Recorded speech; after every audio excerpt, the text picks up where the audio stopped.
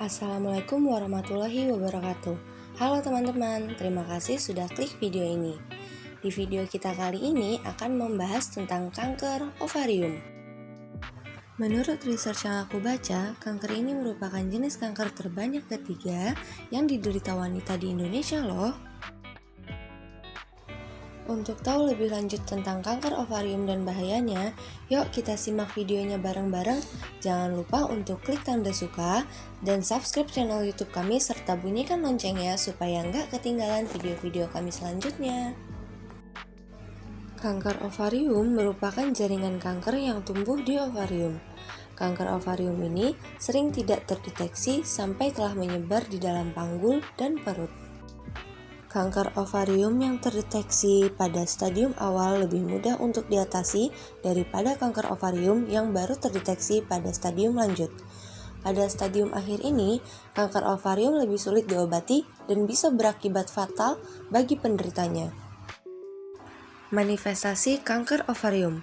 Kanker ovarium jarang menimbulkan gejala pada stadium awal. Oleh sebab itu, kanker ini biasanya baru terdeteksi ketika kanker sudah menyebar dalam tubuh. Gejala kanker ovarium stadium lanjut juga tidak terlalu spesifik dan mirip dengan gejala penyakit lain. Nah, beberapa gejala umum yang biasa dialami oleh pengidap meliputi perut selalu terasa kembung, cepat kenyang, pembengkakan pada perut, berat badan menurun, mual, perubahan kebiasaan buang air besar, frekuensi buang air kecil yang meningkat, nyeri saat berhubungan seksual, keluar darah dari vagina, perubahan siklus menstruasi pada penderita yang masih mengalami menstruasi.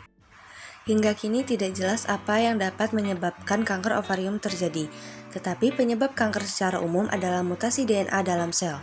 Mutasi ini membuat sistem perintah sel dalam DNA jadi rusak, sehingga membuat sel berfungsi abnormal. Sel akan terus membelah tanpa kendali, dan inilah yang membuat penyakit kanker dapat menyebar dari satu area ke area lainnya dengan cepat. Penyebaran kanker ini pada akhirnya akan membuat gejala kanker ovarium semakin parah dan menyebabkan komplikasi. Komplikasi akibat penyakit kanker ovarium yang umumnya terjadi antara lain tubuh kelelahan ekstrim, sembelit, pembengkakan, anemia, asites, penyumbatan pada perut, penyumbatan pada kandung kemih. Berikutnya adalah pemeriksaan diagnostik dari kanker ovarium. Pemeriksaan yang dilakukan untuk menentukan diagnostik meliputi USG dan pemeriksaan darah. Pemeriksaan ultrasonografi dilakukan untuk memeriksa perut bagian bawah serta organ reproduksi. Melalui pemeriksaan ini dapat diketahui bentuk, ukuran, dan struktur ovarium. Sedangkan pemeriksaan darah untuk mendeteksi keberadaan protein CA125 dalam darah. Kadar protein CA125 yang tinggi dapat mengindikasikan keberadaan kanker ovarium. Demikian penjelasan mengenai kanker ovarium. Sebagaimana saya sampaikan sebelumnya, kanker ovarium yang terdeteksi pada stadium awal akan lebih mudah untuk diatasi daripada kanker ovarium yang baru terdeteksi pada stadium lanjut.